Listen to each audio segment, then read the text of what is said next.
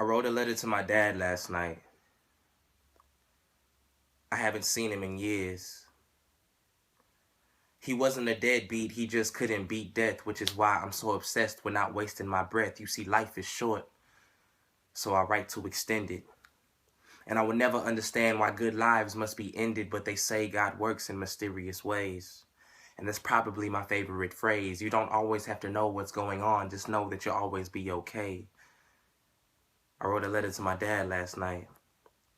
At first I didn't know what to say, which is kind of strange because I think about him every day. I want him to ask God why he had to take him away, but it isn't my place to question God's power. And I know we're not entitled to things that aren't ours, but he was my dad.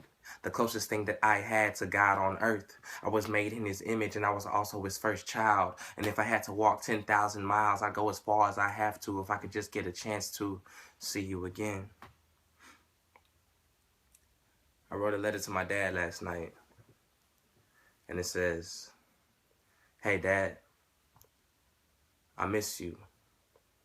I wish you could come back so Mom could kiss you and I could give you a hug that bears would be jealous of. I never was the type to talk a lot, and when I lost you, I lost a lot. But I've grown to learn that you have to lose everything before you find yourself. And I'm still searching, and I'm still hurting, and I'm still working on accepting the fact that you're not coming back, but enough of that. Hey Dad, I'm 25 now, and some girls think I'm fine now, but it sucks because they'll never get to find out that this handsome was handed down from a man who's now in heaven.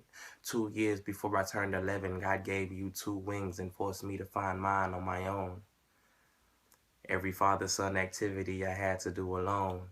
In the front yard playing catch by myself, never asking for help. It's hard to become a man when your dad isn't there. No one taught me about girls. No one taught me how to shave. No one taught me how to shoot. No one taught me how to save, which might explain why I'm broke every month. But being broke will never break me because I'm already broken enough. And now I'm opening up and revealing my truth, hoping that my pain can provide some kind of healing for you.